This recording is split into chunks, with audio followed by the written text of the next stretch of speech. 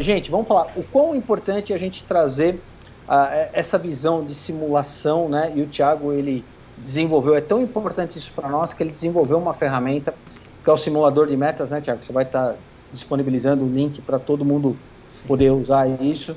Que importante é você ter a metodologia, você ter a visão didática, acadêmica, muitas vezes do assunto, mas é super importante você ter ferramentas que vão te ajudar a entender melhor o problema, a solucionar o problema ou ajudar você a criar o plano de ação. E esse é o principal objetivo, e eu quero contar só uma história assim que a gente acaba vivenciando nas empresas que a gente tem a oportunidade de entrar ou com o CRM ou com a nossa consultoria.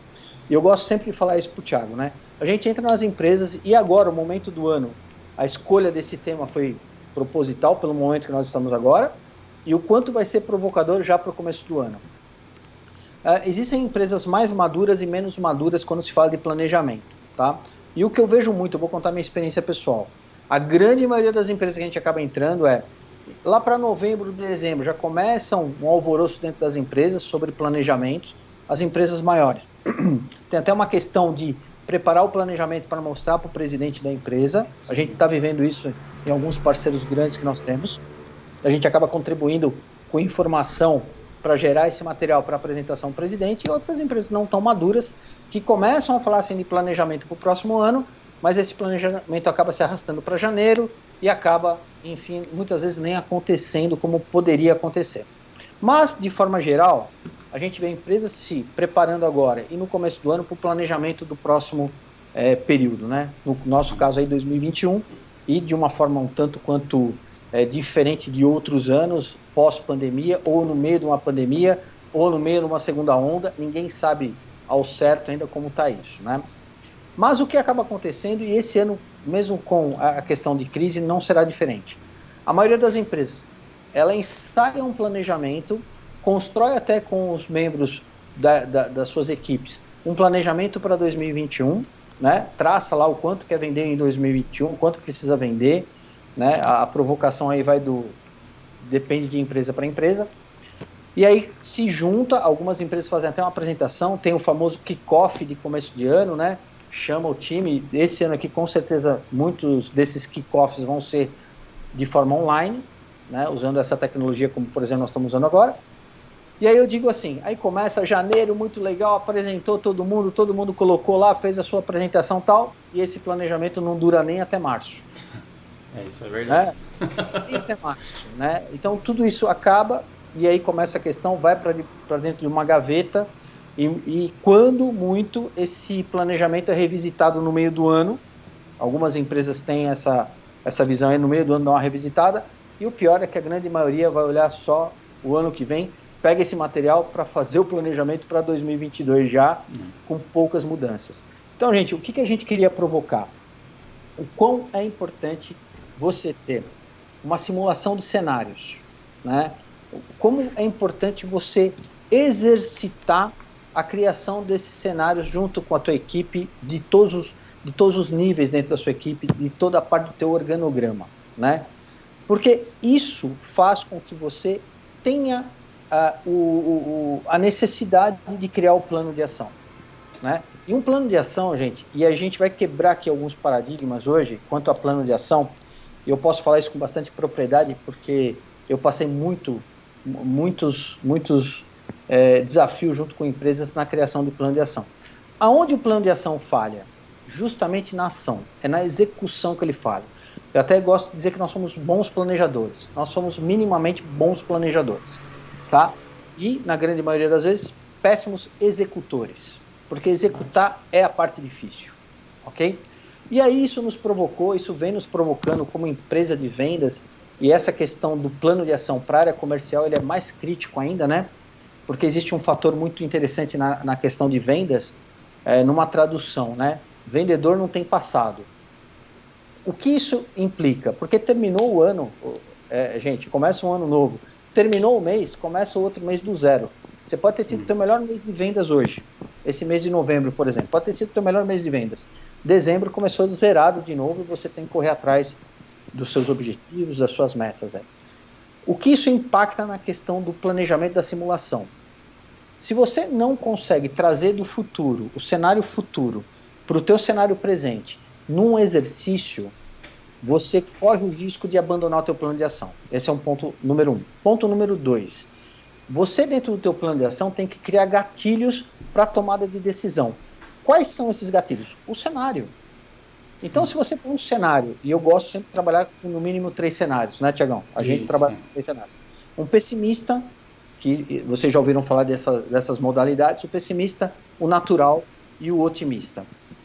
Fazendo uma breve retrospectiva do que aconteceu na pandemia, na questão da crise, e no nosso bate-papo de alinhamento antes de entrar com vocês, a gente sempre tem um alinhamento com o Thiago comigo, a gente falou, o que isso levou para nós? E o Thiago bem colocou, puxa vida, nós temos uma questão muito clara que foi a nossa gamificação.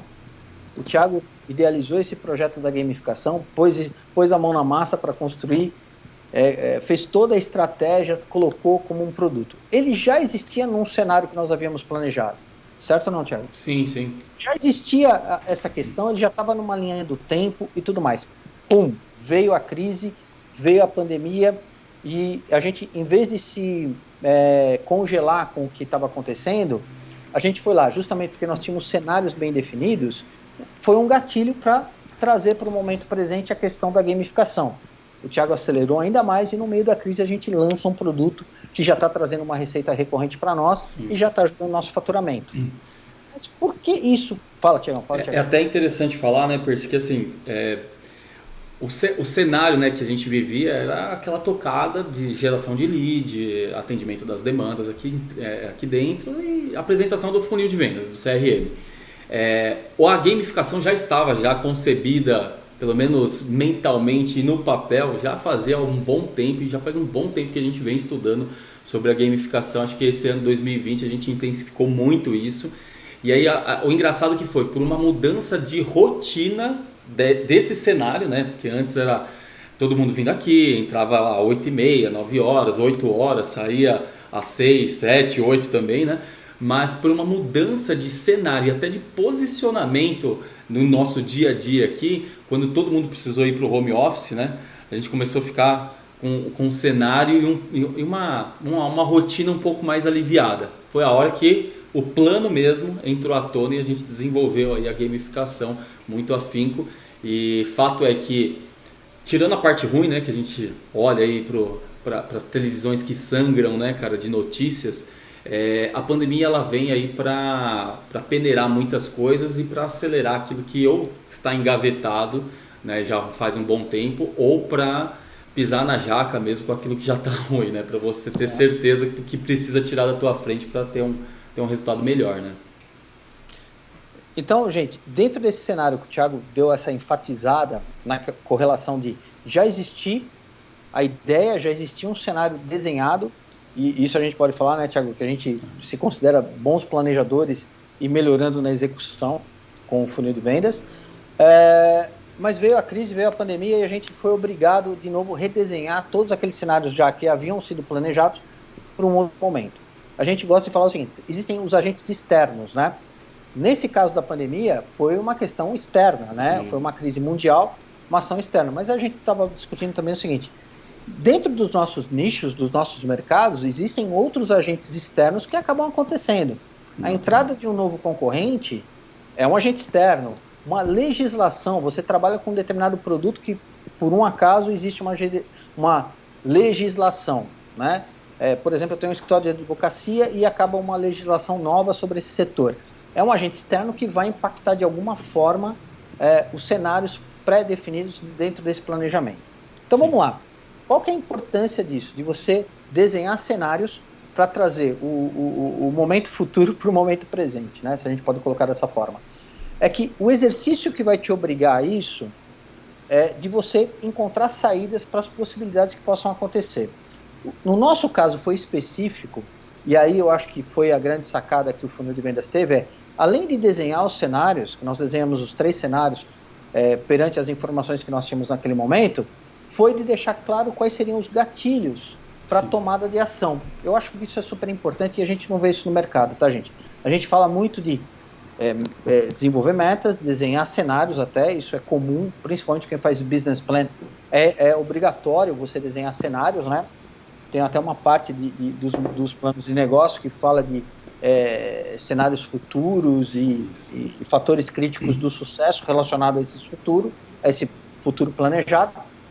Mas o que a gente achou muito importante é desenhar em cima de indicadores que esses cenários iam trazer os gatilhos para tomar decisão. Então, por exemplo, no nosso cenário mais crítico, que era a queda do número de assinantes que nós temos, a gente chama isso de contas, né? A gente traçou um limite muito claro, que se chegasse naquele número para baixo, aí o gatilho dentro de um plano de ação, nós teríamos que tomar algumas providências, que seriam das mais radicais, a cortar recursos, até as mais fáceis, por exemplo, de repente mudar o nosso modelo de estrutura física.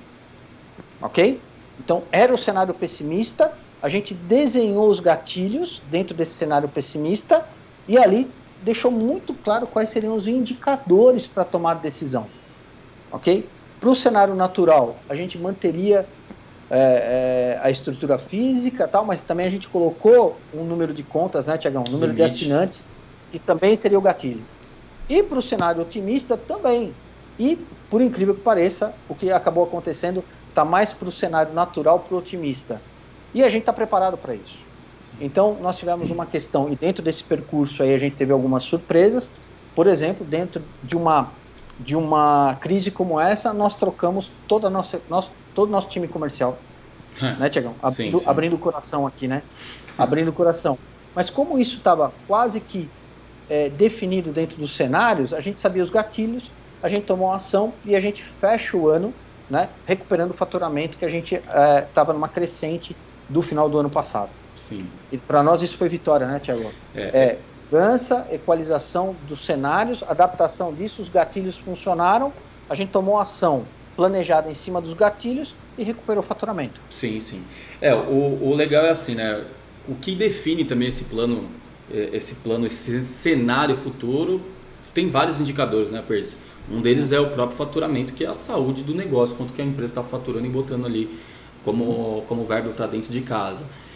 E claro que olhando esse cenário estratégico, o ideal é você trazer ele para o momento do dia a dia, né? Como você bota a mão na massa ali para alcançar aquele previsto, né, do teu cenário estratégico. Uma das coisas que nós fizemos ali foi olhar um número de contas positivo. Isso é muito bem claro, né? Quando você desenha lá no Flipchart, esses dias eu resgatei essa imagem do Flipchart, você desenhando lá todos os 3 cenários. E, gente, por incrível que pareça, para uma empresa de tecnologia, aliás, para qualquer empresa, e a gente cunha sempre isso, se não for simples, não funciona. Então, planejamento da tua empresa, Flipchart, folha de sulfite, Flipchart, acabou, gente.